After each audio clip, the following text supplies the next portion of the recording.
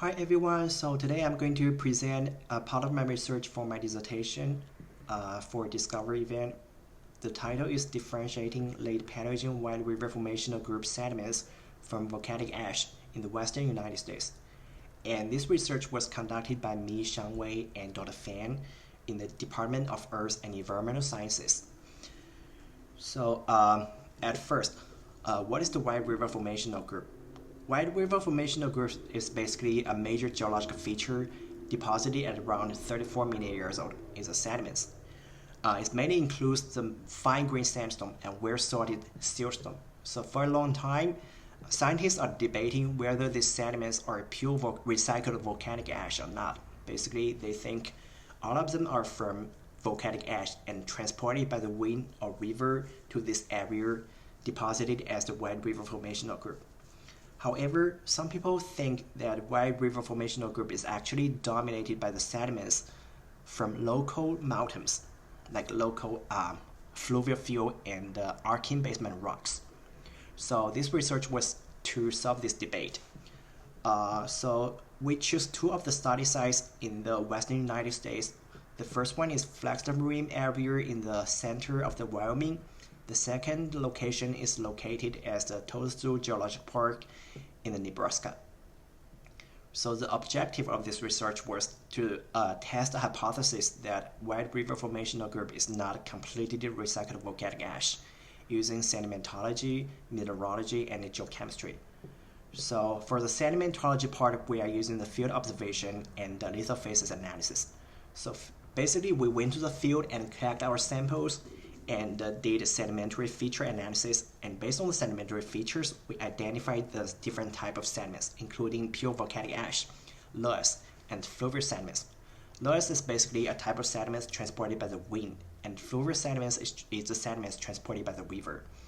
So we are using the XRD to test the mineralogy differences between these different sediments by comparing the common minerals like quartz, feldspar, and calcite, because theoretically different sediments should have different composition of the common minerals. And then we're using geochemistry to differentiate these sediments by major elements analysis by XRF and trace elements analysis by ICP-MS. So for the sedimentology part, we can check as the stratigraphy.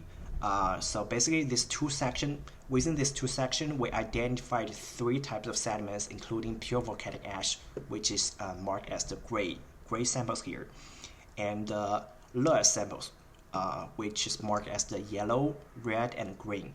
These are different types of loess, and fluvial sediments, which is marked as the blue. And so you can see that we identified three types of sediments from these two sections, and we collected these several samples from these two areas.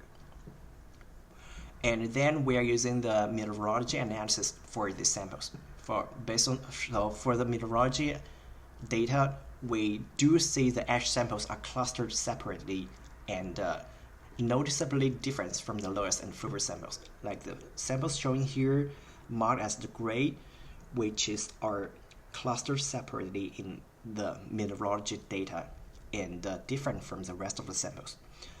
So the data showing that the ash sample has relatively lower in quartz and calcite content, but higher in feldspar content, which is different than the loess and fluvial samples.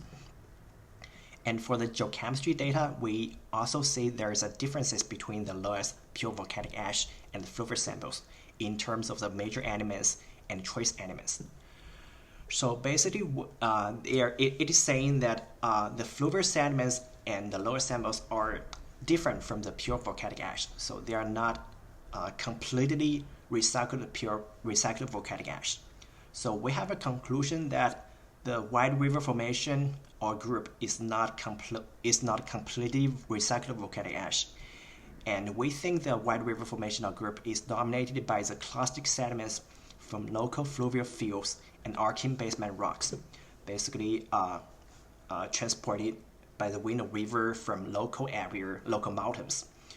However, we think there is some recycled volcanic ash in our samples, because we do see some mixture of volcanic ash samples with the lowest and further samples in the mineralogy and geochemistry data.